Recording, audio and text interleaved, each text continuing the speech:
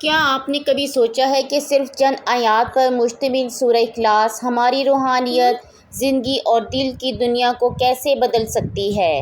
تو یہ ساری باتیں ہم آج کی ویڈیو میں سیکھیں گے۔ آج میں آپ کے ساتھ شیئر کروں گی کہ سورہ اخلاص ہماری زندگی میں کس طریقے سے آسانیاں لا سکتی ہے۔ سورہ اخلاص 30ویں پارے میں ہے، 4 آیات پر مشتمل ہے، بہت مختصر سورت ہے، لیکن یہ ہماری زندگی میں بہت بڑی بڑی کامیابیاں لا سکتی ہے۔ تو چلتے ہیں اپنے ویڈیو کے آغاز کی طرف کہ سورہ اخلاص کی کیا فضائل ہیں، کیا برکات ہیں اور کس طریقے سے ہم سورہ اخلاص سے کامیابی حاصل کر سکتے ہیں، اور سورہ اخلاص کو ہم نے صحیح طریقے سے کتنی تعداد میں اور کس وقت میں ہم نے پڑھنا ہے اور ہمیں کامیابی حاصل ہوگی انشاءاللہ۔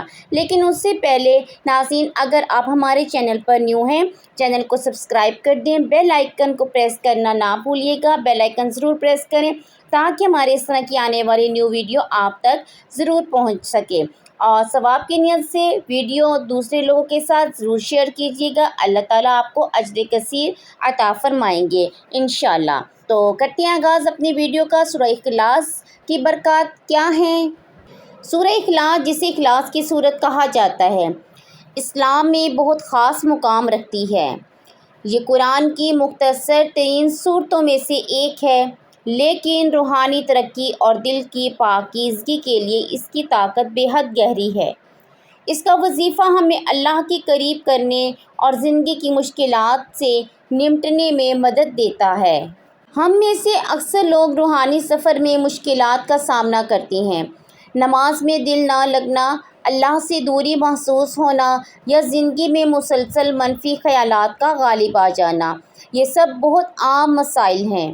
ہم خود پر شک کرنے لگتے ہیں، اپنی عبادات پر، اپنے راستے پر، لیکن اندھیری راہوں میں بھی ایک روشنی موجود ہے: دعا اور وظیفہ۔ اور آج ہم سورہ اخلاص کے طاقتور وظیفے پر روشنی ڈالیں گے۔ سورہ اخلاص محض ایک سورت نہیں بلکہ توحید کا جامع اعلان ہے۔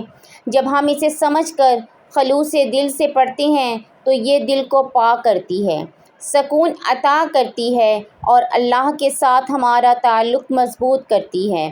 اس وظیفے کو کرنے کا بہترین طریقہ ہے کہ اسے نماز کے بعد اخلاص سے پڑھا جائے، جتنی بار ممکن ہو، اور اس کے معنی پر غور کیا جائے۔ سورہ اخلاص پڑھنے کے بے شمار فوائد ہیں۔ سورہ اخلاص پڑھنے سے روحانی سکون ملتا ہے۔ سورہ اخلاص پڑھنے سے دل کی پاکیزگی ہوتی ہے، اللہ کی محبت اور قرب نصیب ہوتا ہے۔ سورہ اخلاص برائیوں سے حفاظت کرتی ہے۔ سورہ اخلاص رزق اور رحمت میں اضافہ کرتی ہے۔ آپ نے ویڈیو کو بتائے گئے طریقے کے مطابق ہی کرنا ہے۔ آپ کو طریقہ بتایا جائے گا، آپ نے مکمل توجہ کے ساتھ، کامل یقین کے ساتھ اس وظیفے کو کرنا ہے۔ انشاءاللہ کامیابی آپ کے قدم چومے گی۔ لیکن وظیفے سے پہلے میں آپ کو ایک بہن کا قصہ سناتی جاؤں کہ ایک بہن کا قصہ بہت متاثر کن ہے۔ وہ شدید ذہنی اور روحانی پریشانیوں سے گزر رہی تھیں۔ انہوں نے 40 دن تک روزانہ 100 مرتبہ سورہ اخلاص پڑھنے کا ارادہ کیا، نمازوں کے ساتھ۔ انہوں نے بتایا کہ رفتہ رفتہ ان کے دل سے بوجھ ہٹنے لگا، ذہن ہلکا اور صاف محسوس ہوا، اور اللہ سے تعلق گہرا ہو گیا۔ جب بندے کا اللہ سے تعلق گہرا ہو جاتا ہے، پھر اس کی خود بخود پریشانیاں کم ہونے لگتی ہیں۔ اس کی ذہنی ٹینشن، ڈپریشن کا جو شکار ہوتا ہے وہ کم ہونے لگتا ہے، کیونکہ اس کا تعلق اللہ سے مضبوط ہو جاتا ہے۔ اور وظائف کے ساتھ ساتھ 5 وقت نماز کے بھی عادی بنے کہ ان بہن نے 100 مرتبہ سورہ اخلاص کے ساتھ جو پڑھی تھی، سورہ اخلاص وہ نمازوں کے ساتھ پڑھی۔ اس لیے اکیلے وظیفے کر لینے کہ بس وظائف کر لیا ہے تو فائدہ ہوگا، ایسا نہیں۔ سب سے پہلے نماز قائم کریں۔ نماز ہم اللہ اور بندے کے درمیان تعلق کا ایک بہترین ذریعہ ہے۔ نماز میں بندے کا اللہ کے ساتھ تعلق مضبوط ہوتا ہے۔ تو جب بندے کا اللہ کریم کے ساتھ تعلق گہرا ہو جاتا ہے تو پھر میرا رب اس کی ہر بات کو قریب ہو کر سنتا ہے، اس کی ہر دعا کو قریب ہو کر سنتا ہے۔ اس لیے ہمیں وظیفے کرنے سے پہلے اللہ کے قریب ہونا چاہیے، اللہ سے تعلق جو ہے وہ گہرا کرنا چاہیے، مضبوط تعلق قائم کرنا چاہیے، نماز پڑھنی چاہیے، استغفار کریں کہ کہیں میرا رب ہمارے سے ناراض تو نہیں، کہیں نہیں، بلکہ ہم تو دن بھر میں کتنے گناہ کرتے ہیں، اللہ کریم کو ہم ناراض کرتے ہیں، اللہ کے بتائے ہوئے راستے پر نہیں چلتے، اور جن راستوں سے روکا گیا ان سے ہم نہیں رکتے۔ اس لیے اللہ کریم ہم سے ناراض ہو جاتے ہیں، تو اپنا وظیفہ کرنے سے پہلے اللہ کو راضی کریں۔ ہم اللہ کی رضا کے لیے وظیفہ کرتے ہیں تاکہ اللہ تعالی ہماری پریشانیوں کو دور فرمائے، ہمیں کامیابیاں عطا فرمائے۔ تو اس میں سب سے پہلے اللہ کریم کو راضی کریں، اللہ سے تعلق کو مضبوط بنائیے، اللہ سے گہرا تعلق کریے۔ تو وہ دو چیزیں ہیں جن سے آپ اللہ کے قریب ہو سکتے ہیں۔ نماز جو ہے وہ اللہ سے تعلق کا بہترین ذریعہ ہے، اور دوسرا اللہ کو راضی کرنے کا طریقہ کثرت سے استغفار کریں، چلتے پھرتے اٹھتے بیٹھتے استغفار کرتے رہا کریں، استغفر اللہ استغفر اللہ استغفر اللہ۔ وظیفے سے پہلے بھی خصوصی طور پر آپ پہلے استغفار کیا کریں۔ استغفار کرنے کے بعد نبی کریم صلی اللہ علیہ وآلہ وسلم پر درود و سلام کا نذرانہ پیش کیا کریں، پھر وظائف کیا کریں، انشاءاللہ آپ کے وظیفے پھر کام آئیں گے، پھر آپ کو وظیفوں کا فائدہ بھی ہوگا۔ اچھا، بات کریں تو سورۃ اخلاص کی تبدیلی صرف روحانی نہیں آتی۔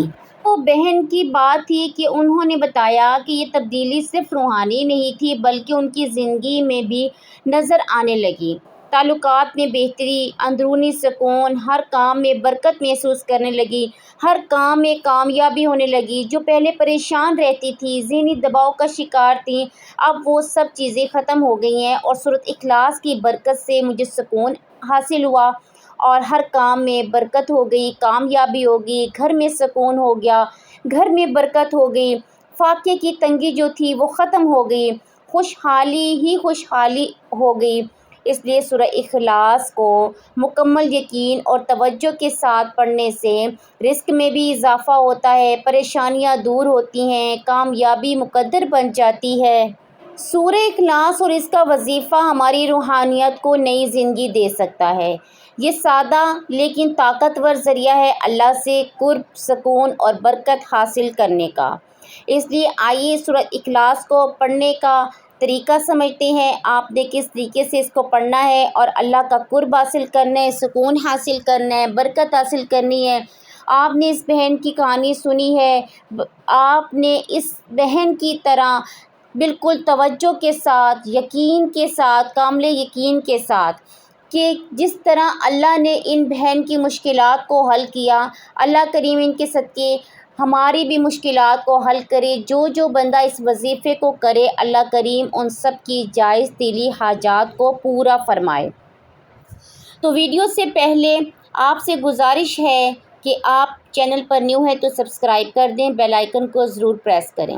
آپ نے وظیفے کے لیے باوضو ہو جانا ہے اور قبلہ رخ ہو کر مصلی پر بیٹھ جانا ہے۔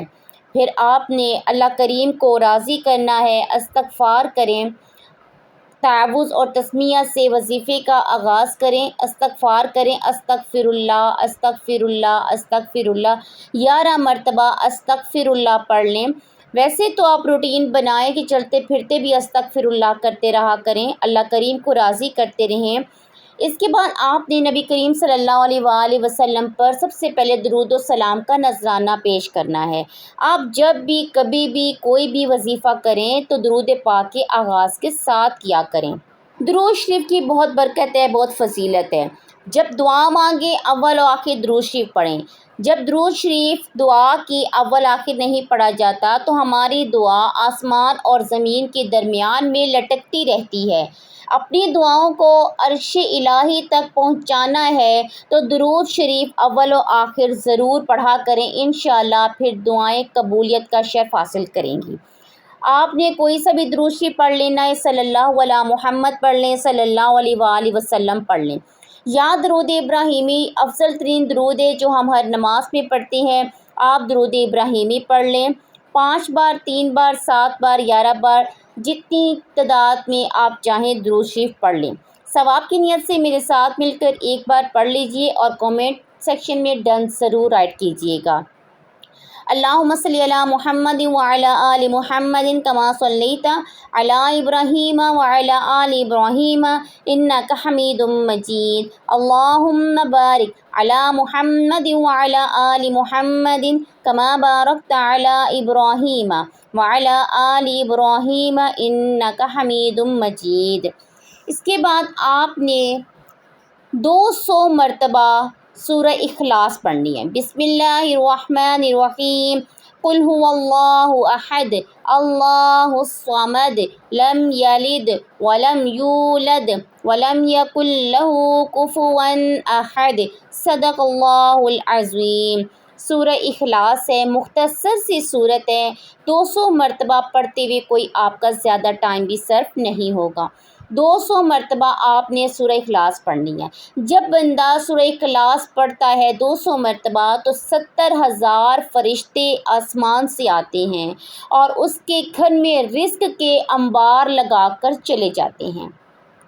آپ اپنے رزق میں فراوانی چاہتے ہیں، رزق میں برکت چاہتے ہیں، کاروبار کو بڑھانا چاہتے ہیں، جن کے کاروبار بند ہو چکے ہیں وہ اپنے کاروبار میں اضافہ کرنا چاہتے ہیں تو وہ سورہ اخلاص کو 200 مرتبہ ضرور پڑھیں۔ انشاءاللہ غیبی فرشتے آئیں گے آپ کی مدد کرنے کے لیے، آسمان سے فرشتے 70,000 فرشتوں کی جماعت آئے گی اور رزق کے انبار لگا کر جائے گی۔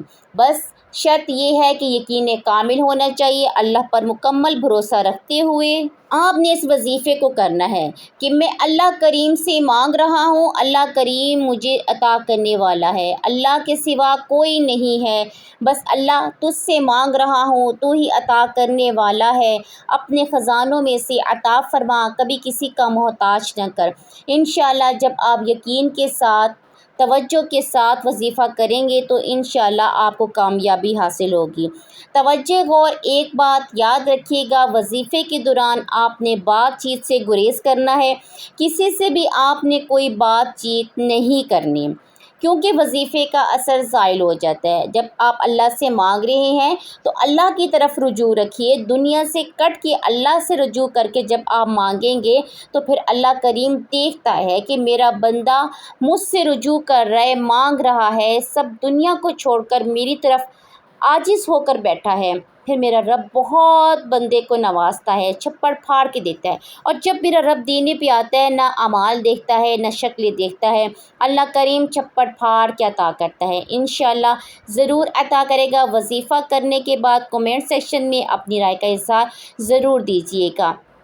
ملتی ہیں ایک نئے وظیفے کے لیے ایک نئی ویڈیو میں، تب تک کے لیے اپنا بہت سارا خیال رکھیے گا اور اپنے اس چینل کا بھی اللہ نگہبان۔ اللہ تعالی ہم سب کا حامی و ناصر ہو۔